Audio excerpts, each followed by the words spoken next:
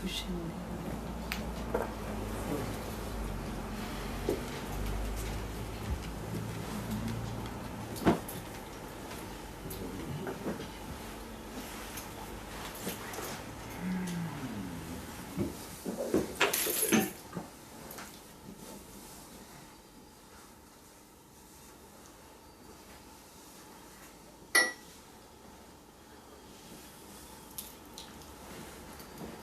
As was said on Sunday last, we can all confirm that we've been on a spiritual path, so-called, and the experiences on that spiritual path have been that we've consciously burned our karma,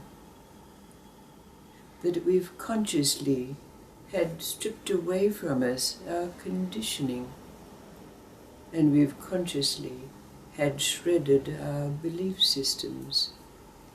But the question was asked, how do we know when it's done? What are the signs that are there for us to give us confirmation?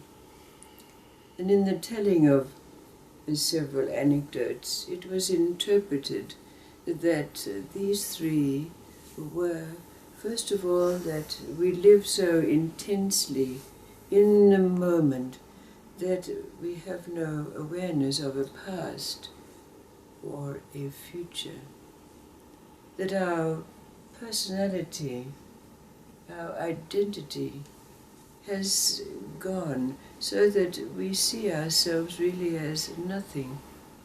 We believe nothing, we demand nothing of life, that is. And that thirdly, we find ourselves not being able to leave any unfinished business in our interactions with people and life. We complete what is there in the moments. We have no unfinished business. But even though we can recognize these signs, there's something else. So let's see if this story will illuminate that for us. It's a story about the Buddha who was on a pilgrimage.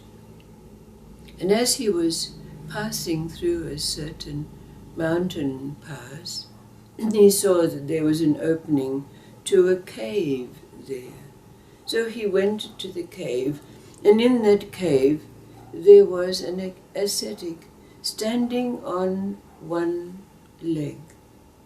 Now this ascetic had been in that cave for 3 decades, practicing austerities, summer and winter, standing on one leg. Now, of course, after that degree of intensity of practice, he had a certain level of awareness. So he was able to see the Buddha and recognize him as an enlightened being. So when the Buddha was standing in front of him, the ascetic said to him, "Please, please, illustrious soul, will you tell me when it is that I'll be liberated?" And the Buddha said to him, "After all your austerities, you will be liberated after one more lifetime." "Oh no," said the ascetic, "how can I live through this torture, this boredom for another lifetime? Be gone with you, you're a fraud, a charlatan, I don't want to hear what you've got to say." And so the Buddha moved on. And then as he walked down into the village, there in the river was a woman, dancing joyfully, splashing in the water, not aware whether she was wearing a sari or a cloth or anything, and people considered her to be quite mad, but she didn't make any demands of anyone at all. She asked nothing of anybody. Then she moved from experience to experience with the same delight every time. And so she too was able to recognize in the Buddha this enlightened, illumined being. And she said to him, "Please, great soul, will you tell me when I'm going to be liberated?" And the Buddha looked at her and said, "Well, I can see that you will only have to live another 70 lifetimes before liberation." And she danced up and down and she said, "Only 70, oh my goodness, how wonderful that is. I look forward to those lifetimes." But in that moment, because in that interaction with the Buddha, the last thread was broken. In that instant, she reached her state of freedom, liberation and enlightenment. So, what comes up out of this story for you in recognizing this quality that is there in our life? We can claim the other three. We can find ourselves now so intensely living in the moments that we don't have a thought of the past or what's going to happen next. We're not any longer looking for a self. Who am I? It's gone. And because of our intensity of presence, we don't leave any unfinished business. We don't leave words unsaid when we meet someone. Not even the checkout girl in the supermarket. We finish the connection that was there. The look at her. The good day, or whatever it is. So we can recognize these qualities that are now in our life. But what does this story tell us? What is the sign that's there that we can relate to in this story that is now present in our life? What does this story tell us?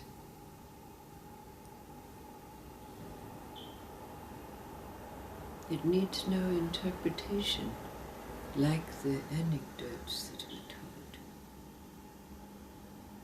What is this constant now?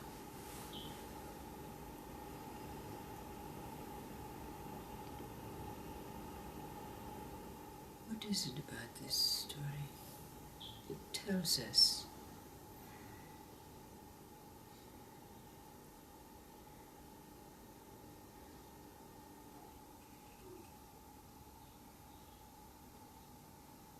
what is it that's unchanging in your life now, present in every experience,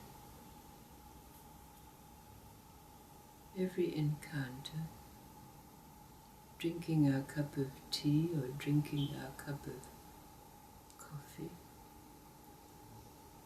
petting a dog, meeting the eyes of the checkout girl in the supermarket?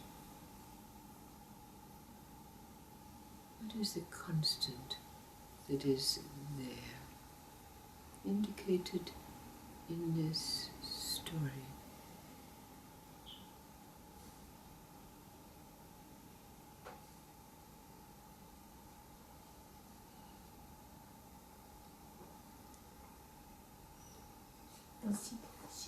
She was enjoying herself.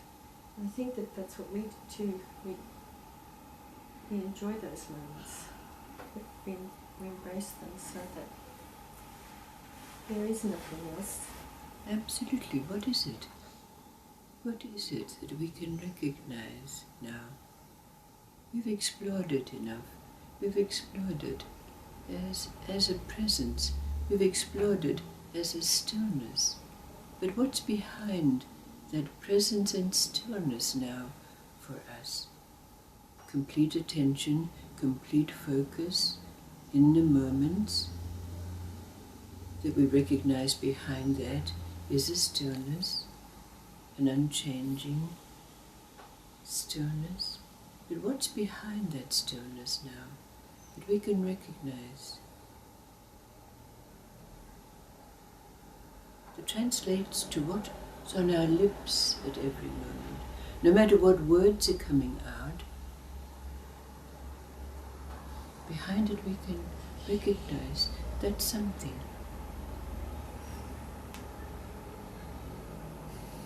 That this woman had. What is it that we have now?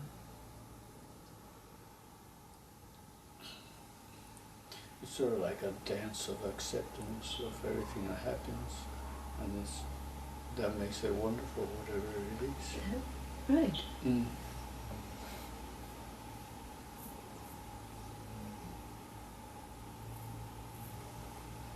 It's like your energy, and you're flowing through everything, flowing through time, flowing through circumstances, and you're just allowing everything to be it is, and seeing the best in everything, and just flowing.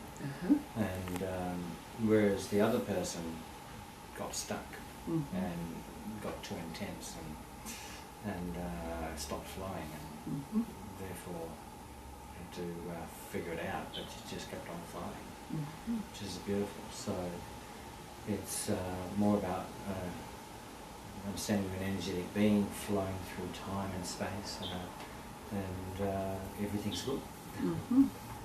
Yeah. And if that's kind of the attitude that you can have, then everything will be good. It'll just flow. It's interesting, that concept of I must suffer, that suffering of that fellow, and that's what burns up karma or whatever. But it's just like a tiny little switch or transformation that sees it in a different light, that it's joy and music, and Yes. it's a perception, but it's beyond a perception. It's bigger.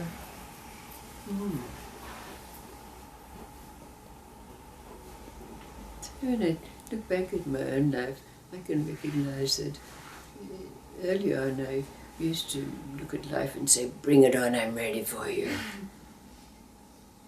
And then I got to the stage where I said, "I'm not doing this dance anymore, I'm getting off the dance floor." Get the airy-fairy stage where you're floating around there practicing the meditations and all those other things.